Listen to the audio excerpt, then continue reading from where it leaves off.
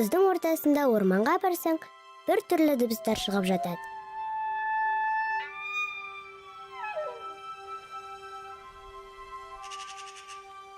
Бұғының өкіргені ғой.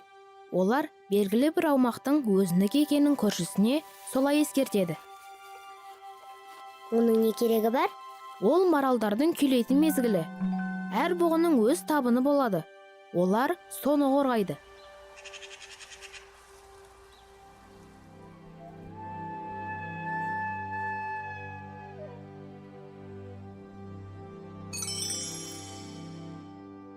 Қыста да солай істей ме?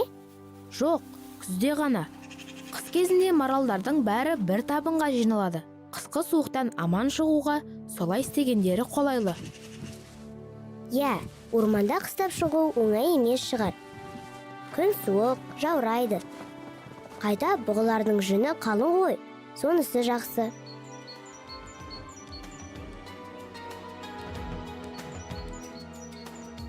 Ал көктемде маралдар түлейді.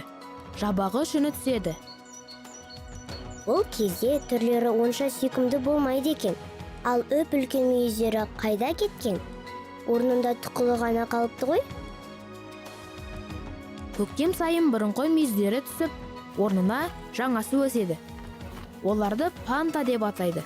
Мына тұқылдары бірнеше ай бойы өсіп, көктем мен қысқа қарай үлкен мүйіз болады. Көктемде жан-жануарлардың көпшілігі төлдейді. Маралдар ше? Я, олар да көктемде төлдейді. Бұғышақтар оңайлықпен көзге түсе қоймайды. Олар адам аяғы жете бермейтін жерлерде тығылып жатады. Тек жазда енелерімен бірге табынға қосылған кезде ғана көрінеді. Маралдар күні бойы не істейді? Басқа да шөп қоректілер сияқты ормандағы алаңқайларға шығып жайылады. Я, мұндай үлкен жануардың сыртынан бақылау өте қызық екен.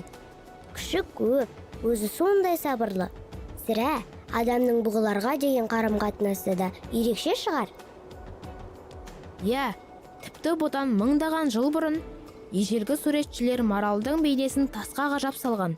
Ал археологтар сақ қорғандарынан маралдың алтыннан жасалған мүсінін тапқан. Оны киімдеріне таққан екен. Адам қашанда маралдың мінсіз мүсініне тәнті болған.